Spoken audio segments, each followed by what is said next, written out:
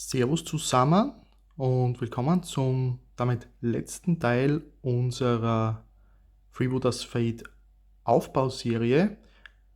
Ich wollte euch hier mal gleich zu Beginn den Abschluss zeigen, wie das Ganze jetzt nach all den Monaten aussieht, was wir hier zusammengebracht haben. Also das sind schon eine ganze Menge Figuren, mit denen man schon das ein oder andere Spiel austragen kann und natürlich auch schon Abwechslung mit ins Spiel bringt. Also eine sehr gute Möglichkeit, wenn man überhaupt noch nicht Freebooters Fate spielt, um damit überhaupt ins Spiel einzusteigen, da man hier eben, wie wir über den Verlauf der Serie jetzt gesehen haben, jedes Monat 4 Figuren hinzubekommt und eben wie hier jetzt diesen Monat neu zu sehen, am Ende dann noch ein Geländestück baut, damit wir am Ende dann insgesamt 16 Figuren haben für unsere Mannschaft und eben ein Gebäude. Die beiden Schemen hier waren jetzt nun mal dabei, weil sie eben mehr oder weniger wichtig sind bei den Scharten zum Spielen. Die waren nicht Teil des Aufbaus, daher habe ich die jetzt da nochmal schnell weggenommen, aber eben alles, was ihr hier jetzt da seht an Figuren, war, was wir in den vergangenen Monaten seit Anfang des Jahres im Zuge der Kampagne aufgebaut und bemalt haben. Aber die Figuren haben wir uns in den vergangenen Monaten sowieso jedes Monat dann angesehen. Daher werde ich hier jetzt kurz umbauen und dann sehen wir uns den Abschluss an, der eben in diesem Monat fertigzustellen war. Und das ist eben das Geländestück gewesen. Als Abschluss der Kampagne für den letzten Monat war es also notwendig, ein Geländestück zu bauen. Dabei hatte man zwei Möglichkeiten. Entweder man hat selbst ein Geländestück gebaut, dann war auch ganz genau angegeben, welche Abmessungen dieses haben musste. Oder ansonsten die zweite Möglichkeit, für die ich mich da hier auch entschieden habe, war es eben eines der City of Longfall Gebäude zu bauen. Ganz wichtig hier aber eben keine der Ruinen, sondern eins der ganzen Gebäude. Bei der Bemalung hier bin ich genauso vorgegangen wie auch bei den anderen City of Longfall Gebäuden, die ihr bereits in den Battle Reports gesehen habt, voriges Jahr.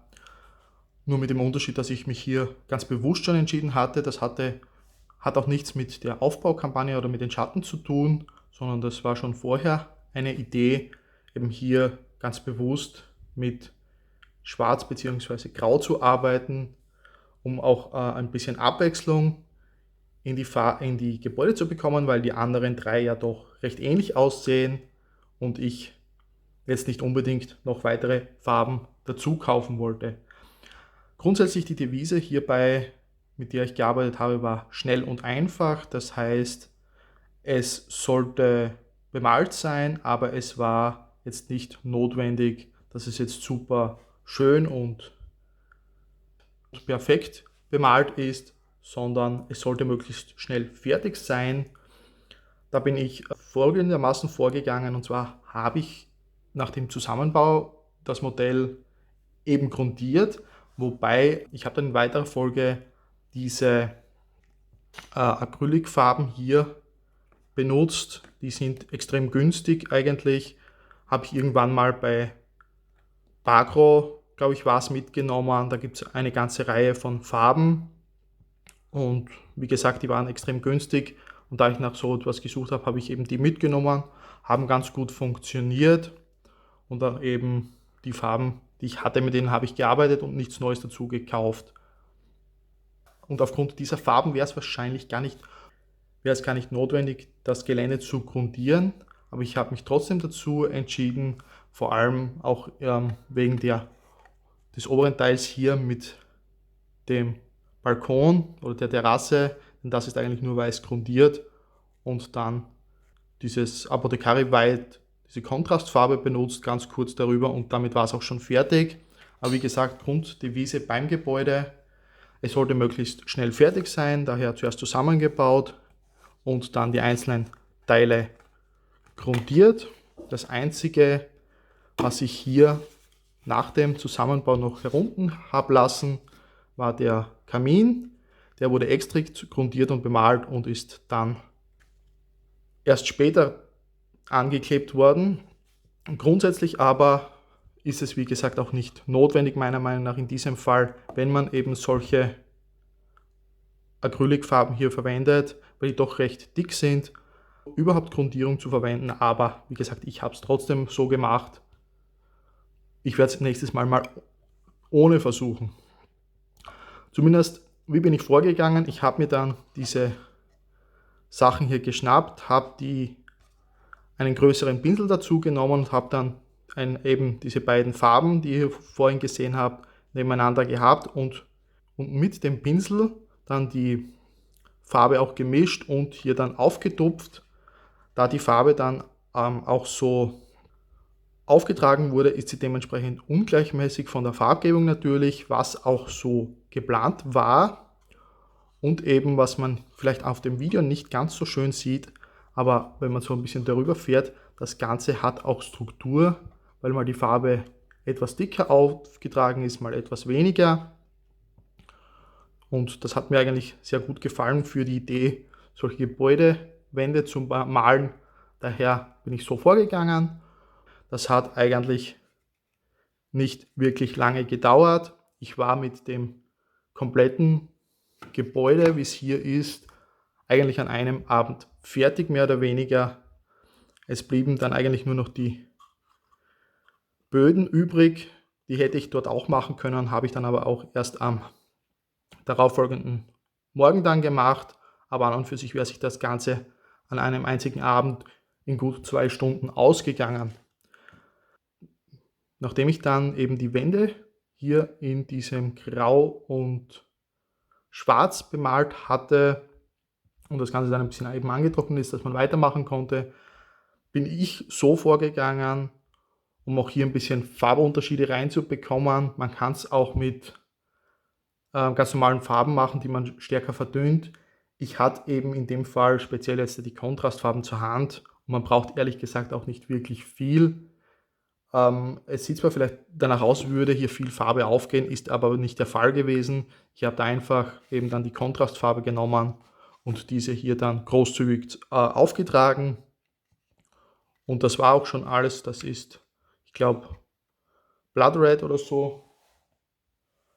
Nein, ich habe nochmal nachgeschaut. Das ist das dunklere Rot, das Flash Tears Red, das ich hier benutzt habe, sowohl für das Dach als auch hier für sämtliche Ziegelstrukturen, sowohl im Inneren als auch alles, was hier dann natürlich außen hier dann so zu sehen ist.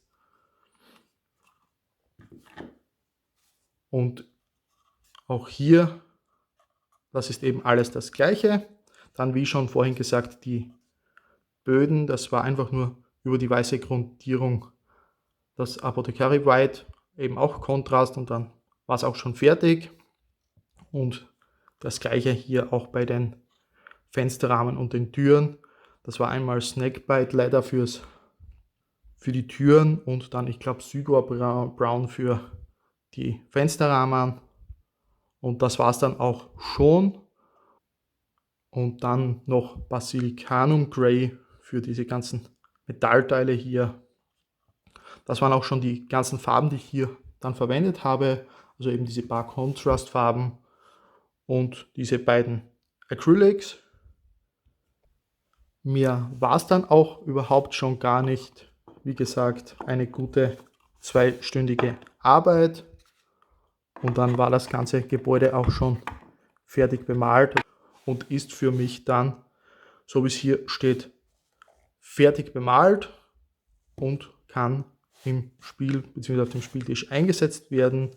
Und da man es aus der Entfernung nicht großartig sieht, ist es hier jetzt nicht wirklich relevant und notwendig, ob man hier bei ein paar Stellen vielleicht Farbe vergessen hat oder irgendwo übergemalt hat, wie hier bei den Fensterrahmen.